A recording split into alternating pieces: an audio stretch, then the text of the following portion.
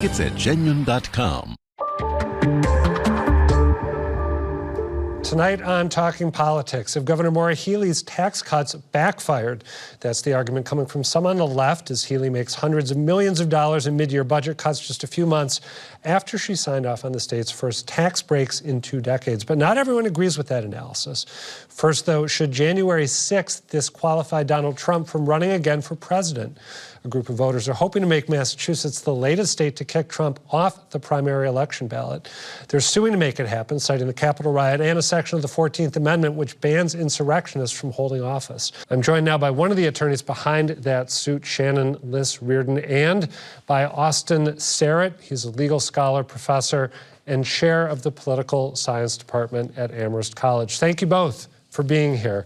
Shannon, I alluded in broad strokes to the legal rationale for the court action that you are bringing, but I want to get you to describe it in as much detail as possible. What is the legal basis, as you see it, for not allowing Donald Trump to be on the ballot here in Massachusetts? So there are a number of different kinds of prohibitions to various candidates being elected to office. For the presidency, there is a requirement that you be 35 years old. One of the other requirements that's set forth in the 14th Amendment to the U.S. Constitution, Section 3, is that you cannot be an insurrectionist. If you have taken a prior oath of office and defied that oath, you're disqualified. So we are very proud to have brought this challenge on behalf of a number of voters in Massachusetts across the political spectrum, Republicans, independents, Democrats. We're working with the organization Free Speech for People, which has been coordinating these challenges across the country. And we are following the specifics of the Massachusetts statute, its general law, Chapter 55B, to raise this challenge, which we've filed with the Massachusetts Election Commission, which will have the first crack at making the decision here in Massachusetts.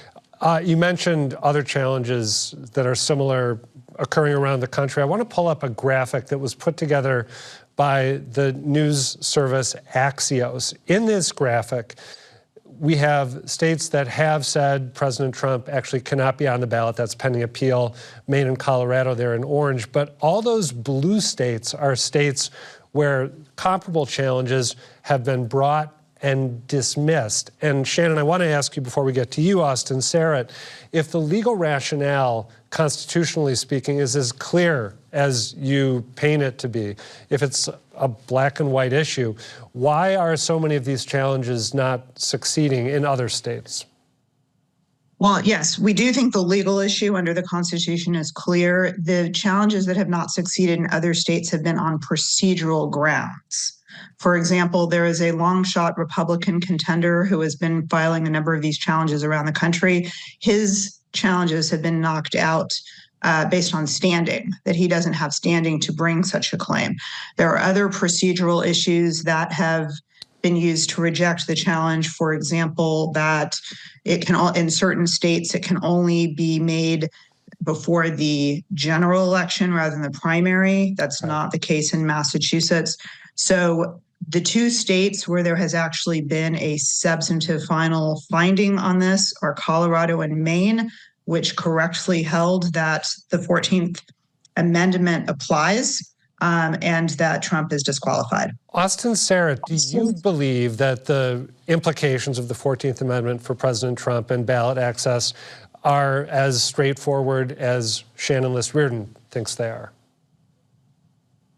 So I do, but I want to add a little bit of nuance to what Shannon just said. I find her argument persuasive and powerful.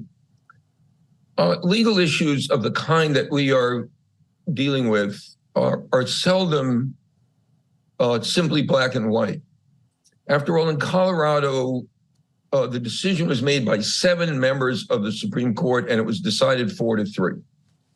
In Maine, the Secretary of State said off the ballot with Donald Trump.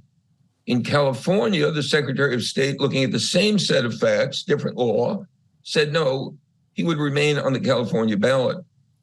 So I think this is it's a complicated legal question. I believe that Donald Trump should be disqualified under the 14th Amendment. But we know that there are a lot of wrinkles to it. So even the way Shannon described it, she says, is an insurrectionist. The language of the 14th Amendment says engages in insurrection. So we're going to see arguments about whether, quote, he engaged in insurrection. We know that there are complexities around whether or not the 14th Amendment applies to the office of President of the United States. I happen to think it does. But there's a mixed history, if you go back and look at the origins of the 14th Amendment, about whether they intended it to apply to the President of the United States. And we should mention it has its origins in the post-Civil War period, correct? It does. And again, I think at the time, if you look at that history, they were most concerned not about the President of the United States. They were most concerned about people in the South who had engaged in rebellion against the United States being able to run for and hold office. And tell me, I think I'm remembering this correctly. I don't believe the presidency is actually mentioned explicitly in that. It is not mentioned actually explicitly, though it's very hard to conceive that when they use the phrase officer of the United States, that would not apply to the president. Shannon, when I spoke with Secretary of State Bill Galvin about this a couple weeks ago, before you filed your challenge, he told me, and we should mention he's the state's top elections officer, he said essentially that given the way things work in Massachusetts, he does not have the latitude, the state doesn't have the latitude to consider eligibility as it's weighing who to put on the ballot. And we can play a soundbite of him making that argument in a slightly different context. It's only the United States Supreme Court that could rule on the issue of eligibility.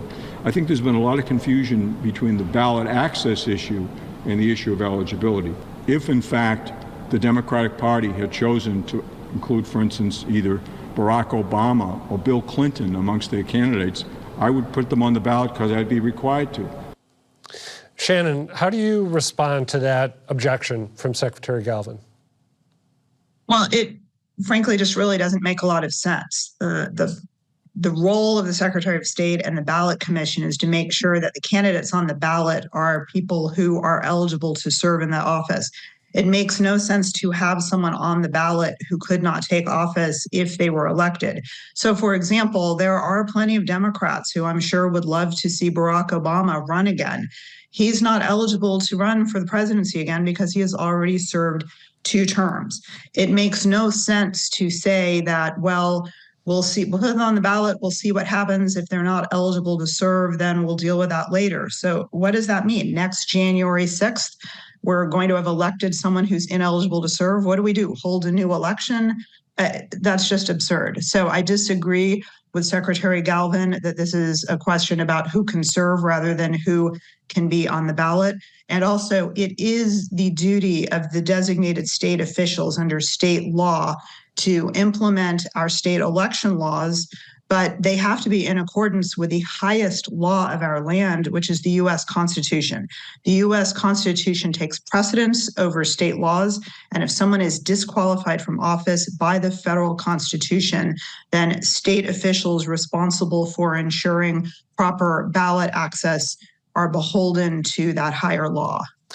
Austin Sarat, you wrote a piece recently for Salon in which you argued that the Supreme Court ought to reckon with this. They're going to be taken up in early February, but that they need to rule, I was going to use the term aggressively, which I don't think is a good legal term, but that they need to engage directly with the substance of the question at hand here, as opposed to issuing a ruling that doesn't really get to the meat of the matter.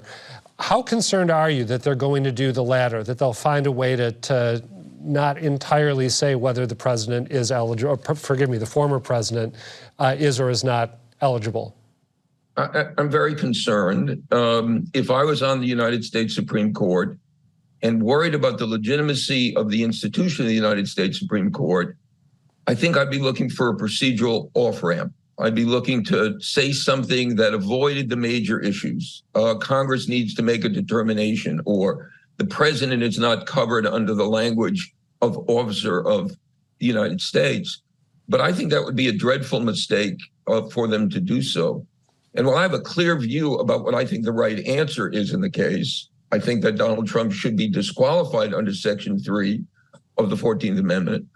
I think it's really important for the court to tell us one way or another to resolve this question. Is Donald Trump someone who engaged in an insurrection? Is he qualified under the 14th Amendment to serve as president of the United States? Without that, the election will be shadowed with doubt about whether or not one of the two major party candidates is really eligible to serve. And let me just say, and I wonder whether Shannon thinks this is true, the Supreme Court's kind of in a no-win situation. If they rule against Donald Trump, there will be massive demonstrations, and Donald Trump will make war on them. If they rule in favor of disqualification, they're not going to earn any points with progressives who are going to suddenly say, well, we don't care about Dobbs or we don't care about their affirmative action decision. So the Supreme Court is in a real bind one way or another if it makes the kind of ruling that I believe it ought to make. Since you broached the question of whether Shannon agrees with that analysis, let's get your take on that, Shannon. Do you see this as a no-win proposition for the court in particular? Well, I, as a lawyer, I'm a firm believer in the rule of law, and I would like to think that the Supreme Court will actually look at the legal issue.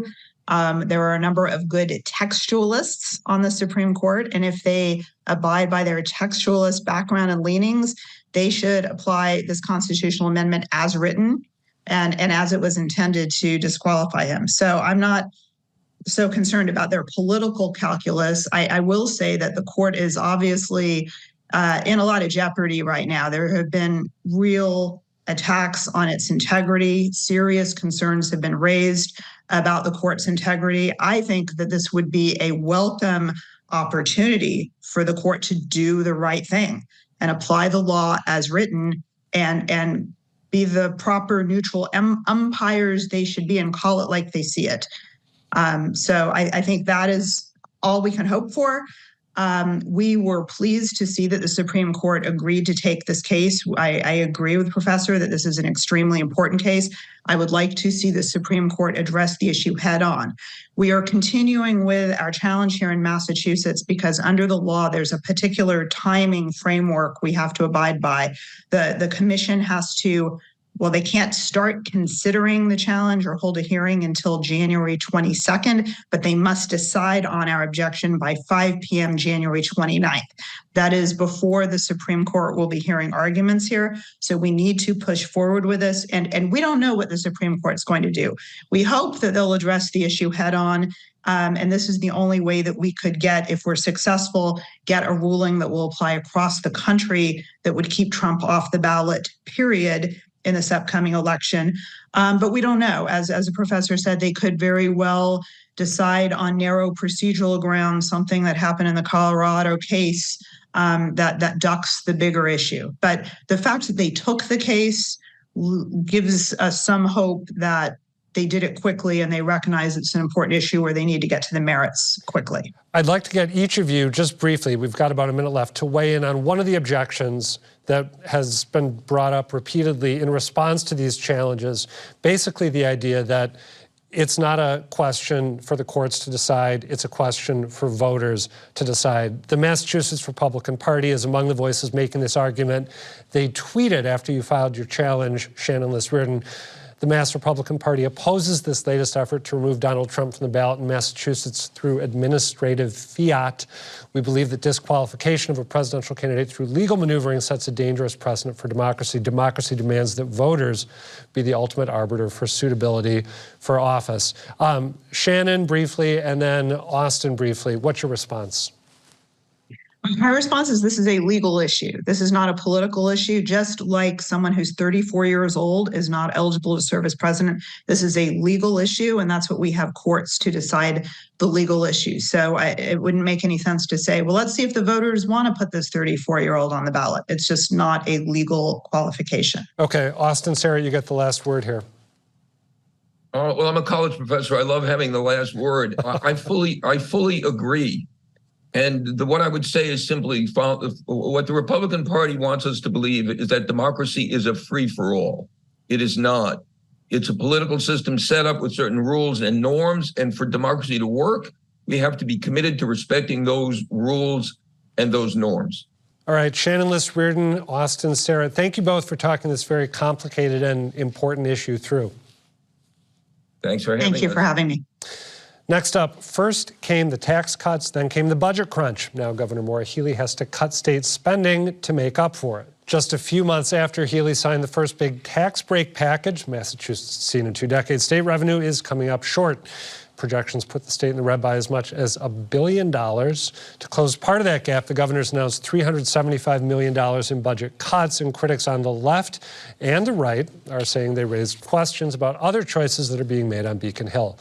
Joining me to weigh in on both rounds of cuts and their bigger implications are Doug Howgate, he's president of the Mass Taxpayers Foundation, and Jonathan Cohn, policy director for Progressive Mass. Thank you both for being here. Thank you. So, Doug, for people who might not be familiar with the state budget and the state budget process, why is the governor making these cuts mid-year, and what in particular is she cutting? Sure. So, great question. So, when the budget is signed into law at the start of the year, from that point on in the fiscal year, it's up to the administration to certify throughout the process that we still have the revenue to support the spending that we've committed to. And so oftentimes, starting in October, but oftentimes in January, you'll see the administration come in and say, you know what, we've looked at the revenues that we've collected to date, or we've looked at our spending obligations, and we need to adjust our revenue projections upward, as was the case in a couple years, notably recently, or downward. So in this case, Governor Healey has adjusted those revenue collection expectations by $1 billion,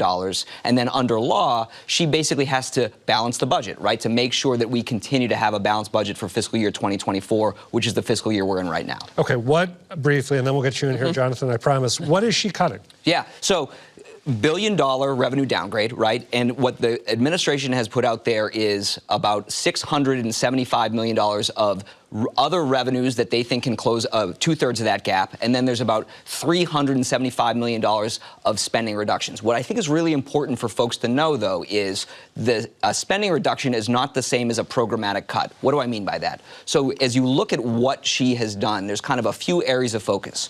So one is programs that haven't seen the utilization that they expected at the start of the year, so it's not going to cost as much as we thought it was going to cost. That's been an area of focus. A place where mass health, right? Yep, and in some other areas as well. There's also been some programs where there are other sources of funding, whether federal or other state programs, that can offset budget appropriations. She's reduced some spending there. There are also some places where there are programs or personnel where they're delaying the implementation of a new program expansion or other changes. Those are kind of 3 of the key areas, as well as some other cuts to local programs called earmarks and things like that. All right, Jonathan, let's get you in here. You put out what I thought was a really strikingly tough statement about the governor's cuts, and I believe we have it and can pull up the text. So you wrote, and this is part of it, the heart of it. Last year, advocates repeatedly stressed that now was not the time for permanent tax cuts, as signs of lower revenue collection were already coming. The legislature refused to listen and instead passed a tax cut package that included regressive tax cuts almost equivalent in size to these draconian cuts, referring to what the governor has just done. It should not be lost on us that we never see emergency pauses of regressive tax giveaways. The solution is always one that falls on the backs of the poorest. Would you like to see the governor pausing those tax cuts here? Do you believe that that's the solution? So I would say, I wouldn't say that's like necessarily specifically those, but there should be like, that you should raise money back, right? So whether that's pausing some of the tax cuts that particularly benefit higher income individuals, let's say like delaying implementation of the estate tax changes, which I don't support even existing from that. You could like pausing that, or even looking to see other ways of raising revenue. One of the big problems I saw with the tax package last year, beyond the fact that about 1/3 of it disproportionately benefited those who have the highest incomes or large corporations, is that it was a net revenue loss for the tax package. That you could have done something revenue neutral or revenue positive to make sure that any changes that kind of did benefit middle and lower income taxpayers, residents of the state, were paid for, and so that we would still end up on a sound fiscal basis.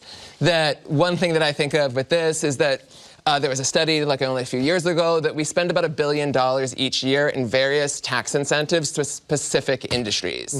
And things like that, whether it's targeting some of those to pause them or even to just simply reevaluate if they're even delivering, is something to me makes sense rather than making cuts. I want to ask you to elaborate, and then I'll come back to you. But you use the term. Well, let's make it a dual thing. I'll throw it to both you.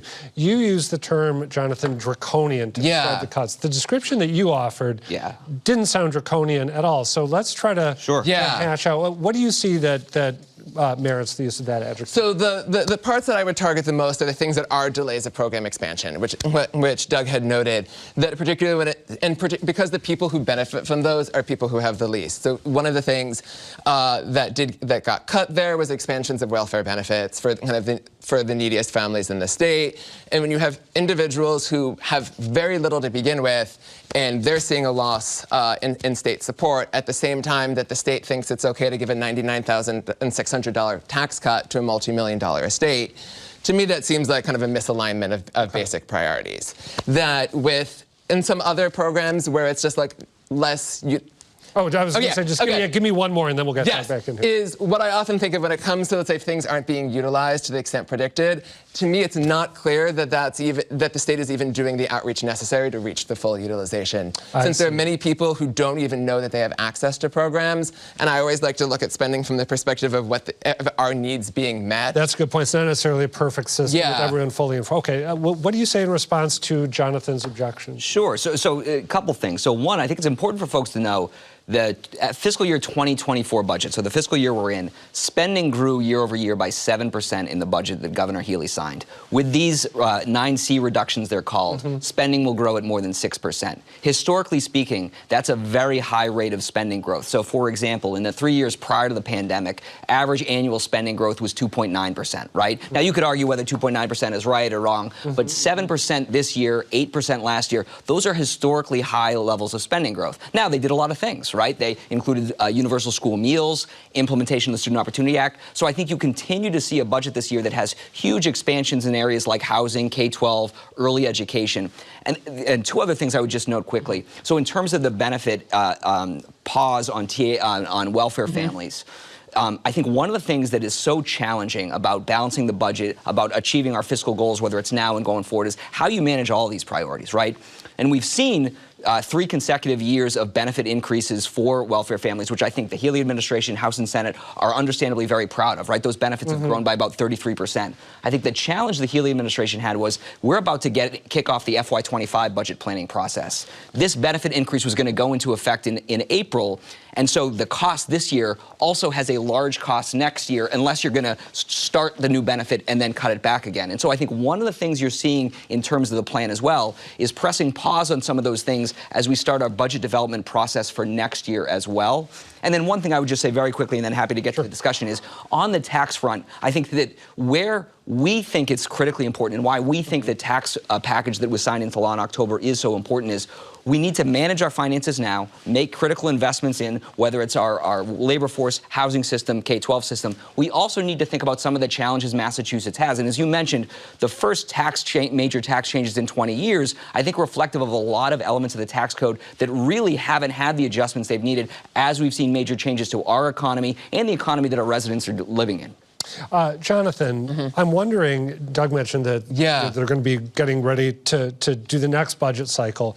We've had, I believe, is it 6 months of tax receipts coming in short? Where there's benchmark, yep. So what I'm wondering is, do you think, and then I'd be interested in your take too, does that suggest that the model that the people who put the budget together are using is maybe in need of some adjustment? Are they making fundamental assumptions that they shouldn't be making? Or, and I ask that as someone who doesn't fully understand the process. I will say, I don't know, I can't say that I know the full details of the modeling that they use, and I think that often with that there can be economic changes to the overall economy that are not reflected in it, and then you readjust. The main thing that comes to my mind is if the revenue projections are down, one, that underscores the point that I noted before, that that's not a good time for reducing overall revenue, and that there needs to be real attention to how to make sure that we're able to do everything in the budget that we need to do. Because even though that the budget has grown in recent years, as long as we still have high income inequality in the state, that there are still a number of people who are struggling to get by. We have some of the most expensive childcare in the country in Massachusetts. We do. And many We do people indeed. who are at risk of displacement if they haven't already been like displaced from Boston out to like the South Coast, out to Rhode Island, that we have a lot of needs that we need to meet, and we need to make sure that we're raising the revenue to meet them. Doug, what's your take on that? Are there fundamental assumptions that keep being made that should be jettisoned? I am sadly far too familiar with the budget forecasting process in Massachusetts. And what I'll say is it's a challenge in any year. What we saw from 2019, 2020, and on forward, we saw the state's tax collections grow by 40% in a 2-year period. So in FY21 and FY22, tax collections grew by 40%. Guess what? Our revenue projections at the time lowballed that by billions and billions of dollars, right? And so now the question coming out of FY22 was, what's going to happen? Are we going to keep all this revenue? The consensus was we're not. We're going to give some of it back. So how does that happen? Does that happen slowly? Does it happen all at once? And what I think you've seen in both last year's budget projections and this year's is a recognition of the fact that we know that tax collections are going to slow down. Thankfully, during the pandemic and during those great revenue growth years, the state did some really good fiscal things in terms of socking money away and I think also investing at the same time. And so there are always things that can be improved in terms of the budget setting process. I would say from a context setting standpoint, you're talking about a $40 billion budget base, right? To date, year to date, we were $779 million below benchmark. And then just one clarification. People use a lot of terms. We are actually, tax revenues have grown over last year. They're below the expectation. Thank you. And then the other quick point of clarification I would just say is the tax relief package that's been out there, this downgrade has nothing to do with that. So the tax relief package was fully baked into the budget. This downgrade is based off of a revenue projection that had already priced in that tax relief. So just so folks are aware kind of how it works. Right. But at the same time, that money would have been in hand were it not for the tax cut package, right? It probably then would have been spent on something else. But that's the critical point, it right? It wouldn't just be kept to scale. Exactly. So the tax package is scored this year at about $580 million. Okay. And really that gets to those spending and tax decisions. And I would just say, if the decision had been made by the House, Senate, and administration to not use that for tax relief, it would have been spent. It would not be available to offset this. You've got about 15 seconds to answer this. 10 seconds. Yes. State House News Service reported recently the Senate's going to redouble its push for free community college for all Massachusetts residents.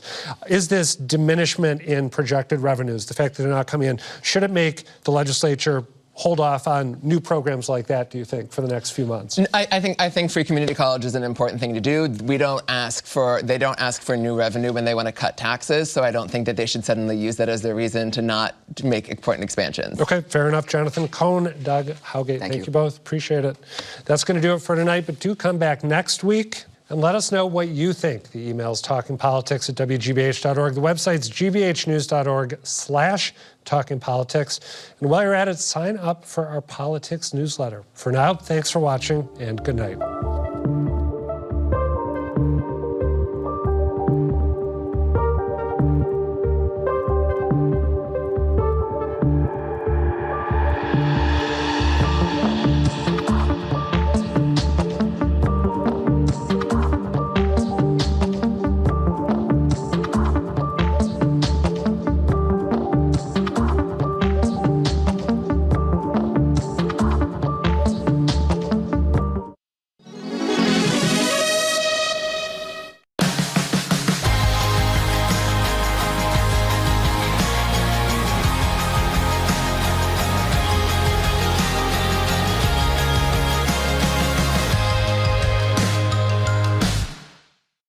Next time on